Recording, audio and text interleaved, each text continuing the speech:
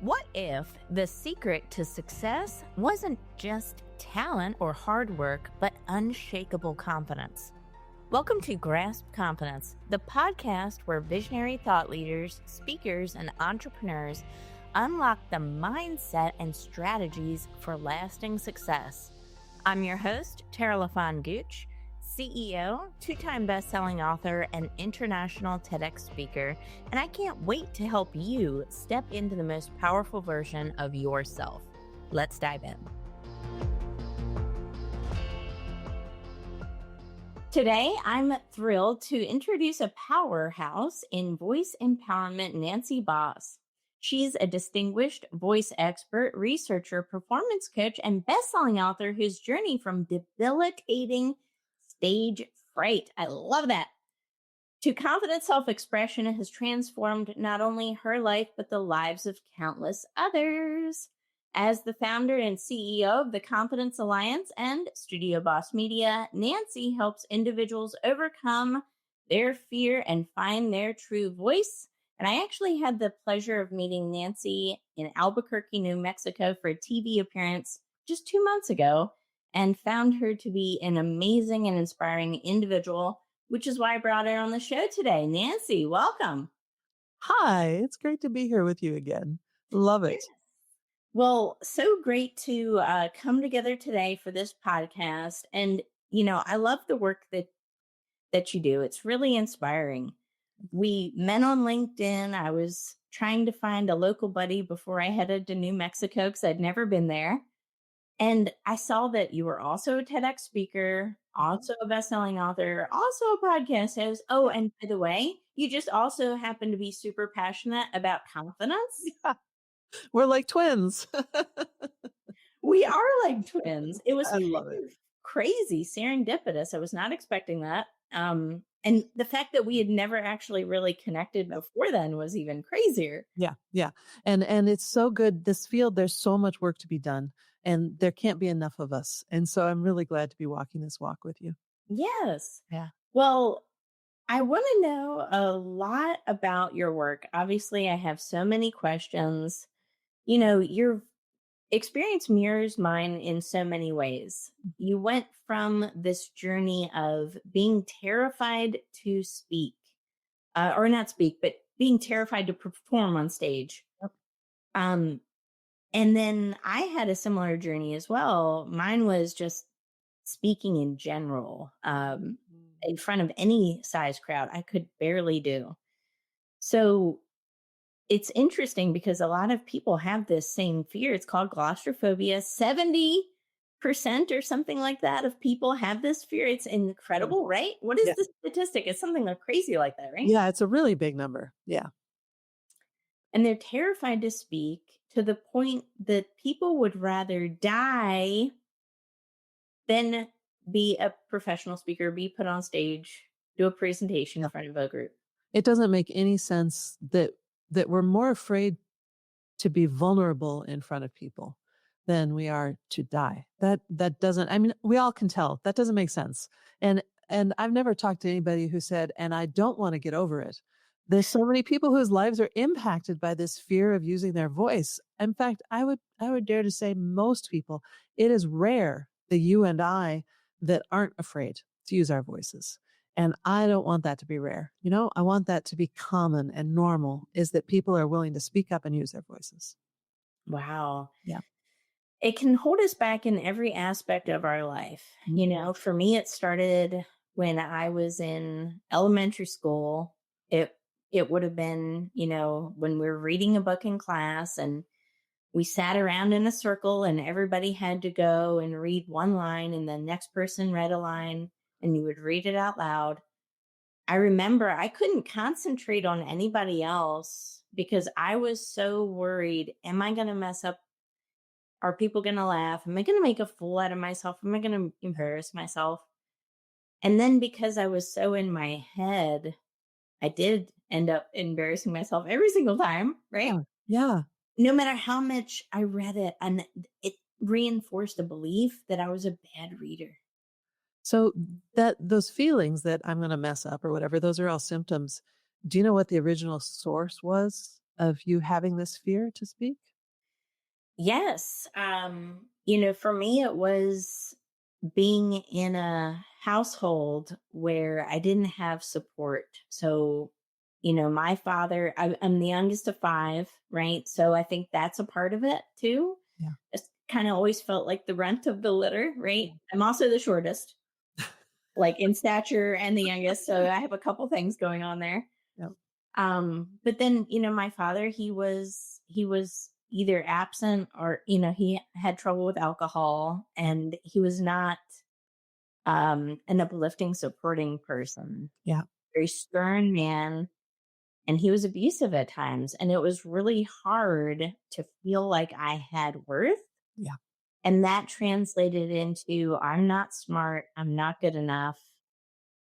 And my grades suffered the longest time. Wow.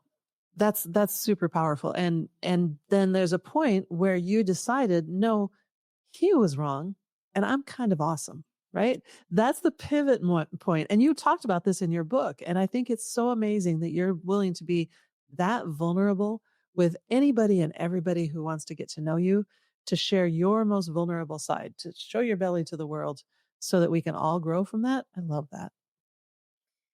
Well, I realized that I didn't it's not necessarily something that I was really wanting to do. Right. It's something I was very scared of. That probably scared me almost as much as anything. Writing it. But yeah, Mm. writing it, telling other people, because Yeah. again, we live so much of our lives based on fear, Yeah. and this internal fear monologue that people are going to reject me. They're going to know where I came from, and it's not going to be good enough. People Totally. people are going to say this, that, and the other, and think Going to less. impact your career. Your boss won't give you that raise, whatever it is. It's, yeah, it holds us back. So, this is something though that I believe that if we don't do, it's a disservice to not only ourselves, our Yeah. legacy, our story, but it's also a disservice to others who could glean and find inspiration from your story, Yeah. from your voice, from Yeah. your words, don't you think? At some point, it becomes choosing to live in fear rather than doing the hard work of moving through that fear to the other side. So for me, I had severe performance anxiety around singing, playing piano, playing flute that came from childhood stories. That was the source. And the symptom was that my hands would be sweaty, my voice would get closed, my breath would get shallow, my knees would shake. And I just couldn't. I just stopped singing, which I was a trained professional singer. And then I was a voice teacher. And as a voice teacher, I was teaching my students really well to do really well what I couldn't do. So I was living in fear of telling them that I'm afraid to do what I'm teaching you to do. I was living in fear for my colleagues to know that I couldn't take the stage. And finally, I decided I didn't want to live in fear anymore. You know what? I didn't want to die in fear. I didn't want to go to my grave having never gotten over what I knew was pointless and stupid and unfounded, and yet I couldn't stop. So I tackled mine head on, and I think that's the only way through is to decide I'm going to do the hard work to get to the other side of this. But you can get there. Everybody can get there. I believe everyone can get there, and I don't believe that anyone is that this is their destiny. That right to be Right. silenced, to not be heard. Yeah. I think we all have a powerful story, and Mm. through our voice, we Yeah. can really communicate change to the world and inspire people through Yep. action. Yep. So, for somebody listening to this now and saying, okay, Nancy and Tara sounds great, Right. right? Sounds great. Did you hear the part where I'm terrified to speak and I feel like I'm going to die and my Yeah. heart's beating out of my chest, Nancy, and I'm sweating in all around places. Yeah. And then my mind's racing on top of that, and I'm having imposter syndrome and doubt. And oh my God, I'm also physically shaking now, right? Yeah. Yeah. What are you saying to somebody, right? Can you feel that? Yes. What are you saying to somebody? Mm. What advice can you give to that person that's like, I just would rather die than do this? And let me add to that. This person has just heard us talk about the traumas they have to get through, and they've got so many traumas. They're like, that would take 10 years, and I need to give this speech in 2 weeks. And so there is a place for, little tricks that we would use in order to get through the fear. Now, I would totally recommend do the therapy. I did hypnotherapy. I'm a huge fan of hypnotherapy. It helped me get over the stage fright. It helped me get over um, a uh, a reaction to soy that was based in trauma. And Really? yes, and so hypnotherapy is a fascinating way that we talk to our subconscious. And so 3 years ago, while I was going through a divorce, it was very traumatic for me. I then, at that time, became intolerant of soy. And so through hypnotherapy, we were able to look at what the exact element, what was the emotional trigger for the soy. It wasn't my ex-husband. It wasn't my kids. It wasn't the divorce. It was my mom. Hope she's not listening. And, but once we got there, then I was able to completely, and I can eat soy now, which means I can travel to Asia. Thank goodness, because that was a big, big deal to me. All right, back to speaking though. So you don't have time to do the therapy, whether that's hypnotherapy or somatic therapy or cognitive behavioral therapy. You got to get this done. Terry, you're an expert in this too. So do you have some physical tricks that you like to use for your speakers? Well, if anybody is struggling with confidence, one of the first things I tell them in my process of working with them is taking action, Ah, right? So again, we never get better by thinking about things. We never get I wish there was awards for thinking. That would be nice. I might win that award just from overthinking, right? yep. There's no awards for it that I know of. So we have to take action, and it's little pieces every day. So one of the things that I do to work with people is how can we build consistent habits that lead to success? And it's not, oh, I may succeed doing this. It's certain success, because anytime you pair inspired action with a habit, Ah, success becomes an inevitable consequence. wow. Yes. Just do it. Yeah. Beautiful. The There's other things that, of Yeah, course, we yeah. could really talk about it. We could totally talk about. Should I talk a little bit about the voice and that and how to work with Yes, I people would with love that? to hear that. So, being a voice expert and now 30 years of working with clients with their voices, I hear every little thing in somebody's speaking voice. So if there's tension in this throat, I can hear it. And the tension is never there when you're relaxed and confident. When you are relaxed and confident, when you're sitting around a table with a bunch of friends having a great time, there is no tension in your throat, right? And that's our goal from the stage. We want that audience to feel like you are all my friends and I'm completely comfortable here. And as listeners, we get these subtle little cues that we're not even aware of that tells us if that person is deserving our confidence or not. There are some speakers who have unattractive voices, but nonetheless, we know that they're relaxed. The attractiveness of your voice isn't as important as sounding relaxed. So why wouldn't you sound relaxed? And that's because this little gate, the voice box, is the gate between your heart and gut and your head. If they don't agree, if your heart doesn't agree with your head, then that gate's going to close. So this is the example of you as a small child not being able to even hear the other kids as they were reading because you were stuck in your scared brain. Your brain was saying, shut down, shut down, shut down. We can't do this. And so your voice probably came out creaky or croaky, or you made mistakes, your tongue tripped up, things like that. That's the body stopping you. Stay safe. Don't be vulnerable because we're not in agreement yet. So you've got to get those things in agreement. When I'm coaching speakers, I've got their heads, not I, they have their heads going, I'm not supposed to be here. I've never done this before. I don't know what I'm doing. There's so many things that could go wrong. Like you pointed out, they might forget their words. Their head is doing all that, excuse my language, shit talk. While their heart is like, I have this amazing message to share and I deserve to be here and this needs to be heard. And in that process where they're not in agreement, the throat will shut down. So you've got to get in the right headspace. You've got to get in the headspace where you like, this message has to come through me. I'm the only one who can do it. And I have confidence to do this. I love that.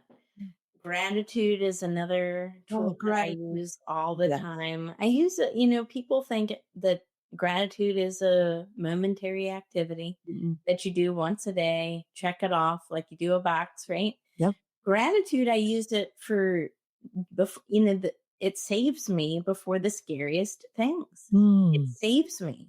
I love it. I have an expression of gratitude, and it's usually, okay, I prayed for this, I asked for this, so it's Yep. here. Well, I'm grateful. why does gratitude work? I think because we are being grateful to something. And so it helps us realize that we're just a piece in the puzzle, right? I'm so grateful for this moment. Who are you grateful to? You're grateful to whatever the greater spirit is that you believe in. And that's a chance for you to realize that that energy, that spirit is speaking through you. And I think that's why gratitude works. Just like, Yeah. oh, I'm just a channel. I'm just a conduit. I'm just here to deliver this message. And I can do that. Yes. Yeah. And I've found that when you're never nervous. Have you ever been nervous like delivering a gift to somebody? You're not nervous when you're excited. When Yes, I deliver a gift to I'm like a kid on yes. Christmas, Nancy. You should I watch. hope they like it is gonna pass through my mind, but yes, still. But I can't wait to give a gift to people. I'm worse than a kid on Christmas. I probably would give it to you on Christmas Eve, right? Yes, why don't you just look under the stocking, right? So you're not nervous when you're delivering a gift. And when you're delivering a gift, what does that mean? That means you're delivering value. Yeah. If you know that your message can change and transform somebody's life, somebody's business, somebody's relationships, whatever it is, then number one, it deserves to be heard. But number two, you're not going to get nervous because you're taking the spotlight off of you Yeah. and you're putting it on that other person. That Yes. all you're doing is just delivering them a gift. Yeah. I love that mindset. That's fantastic. What's to be nervous about, What's to be Nancy? nervous about? It's great. I tell myself this all the time, right? And you Yeah. tell it yourself. I tell this to myself before I pick up the phone and call a large account, a large customer, maybe it's a prospect. I use this Yes. exact same methodology, Yeah. this giving Yeah. attitude, right? Yeah, and it's not your fault if they don't see the value of the gift. You still believe in the value of the gift, and so that allows you to go on and keep giving. That's right. And it's so powerful. And you don't get nervous when you're doing it. So keep that in mind, before you think about anything, whether it's I'm afraid to post content online, I'm afraid to write my story, I'm afraid to write my book, I'm afraid to step on stage, I'm afraid to do this podcast. Yes. Think of yourself as a giver. Yeah. I love that. You will not be nervous. Tara, I'd love to go someplace that we haven't gone together before in conversation because you said you're the youngest and I'm the youngest. And I have had a new revelation that being the youngest with parents that didn't pay a lot of attention to me meant that I had to be as small as I could possibly be in order to not be a nuisance, right? That put me in a pride that I was low maintenance, that I Ooh. am proud that there was a time when in my 20s, I was proud that I only owned 5 pair of shoes because I'm low maintenance. I gotta tell you now I have at least 50, but that, that any kind of thing that you do for maintenance, your fingernails, going to the gym, eating good, healthy food are all medium to high maintenance. And that's not me. I don't define myself as medium to high maintenance. Well, my hypnotherapist pointed out to me that being low maintenance means that you are not being given what you need and you're not willing to ask for what you need because you've been hurt that way before. And it leads to a scarcity mindset. And that scarcity mindset can be the source. I'm hoping light bulbs are going off in the people that are listening. The source of your fear might just be that I don't need people looking at me because I'm low maintenance and I don't need attention. But not only do you need attention because you're a human and you're an animal, the gift that you're giving deserves attention. So you've got to find a way to give yourself permission to be seen and to be heard. I love that. That's an interesting concept that I'd never thought about. It's But new to me too. yeah, Yeah. well, I'll divulge a little bit about this. Growing up, my mom, she was the one of the most unconfident people I've ever met. And she Mm, would always pride herself on low mm. maintenance. Ah, it was a pride point there. It Wow. was. Yeah. And, not even an intentional pride point, but like you're saying, I'm low maintenance. Other people need things. I'm fine. I'm fine. I'll DIY this. I won't ask for help. Yeah. That's right. Exactly. And So, yeah. DIY is where it's been coming up in my business because I'm building something really cool in my business, and I have been DIYing it as long as I can, and I've now reached the outer limits of what I can do myself. And so it has been me overcoming my fear to bring in I've created an advisory panel of 10 beautiful people who are excited to help me, and it turns out that me asking them for help is giving them a gift. I'm not paying them. They're just a temporary advisory panel and they're so happy. They come back with, "Yes, I would love to help." "Oh, I didn't realize I was giving you a gift by not doing everything myself." So, yes, you get to add value to others and know and acknowledge your own yeah. things that you're good at and strengths that you have, and allow other people to flourish at the same time. That's being a giver, that's adding value. It is. And it's so important. So, Nancy, I love the way this conversation flowed. I'm sure there's a lot of people out there that are listening to this right now that are resonating with this. What are the best places that people can find you online? Thank you. NancyBos.com is my personal website. And theconfidencealliance.com is a website that I'm building right now with the new things that I'm creating. Wow. LinkedIn is my favorite place, though. That's the only social media that I really hang out in is LinkedIn. I've got a newsletter on there, and I would love to meet people on there. I love that. Yeah, Same here. We yeah. always meet on LinkedIn. That's how it goes. That's how we met. Yeah. Got to get on LinkedIn. Tell everybody that. Yep. Well, wonderful. Thank you so much, Nancy, for your time today and for sharing your expertise. Listen, everybody, if you're listening to this and you identify with being afraid to speak, being afraid to share your voice, being afraid of being on a podcast, speaking on stage, sharing your story, whatever it is, just know that it is possible to defeat these Mhm. fears It is. one action step at a time, one breath of gratitude at a time, one moment of pause at a time. It is absolutely in your future. And if you have the desire for it, the ability already resides within you. Yeah. You just need to step into your power. Beautifully said. I love that. Well, thank you so much for everyone who tuned in today. We will catch you on the next episode. Don't forget to subscribe, share, and leave a review. Take care.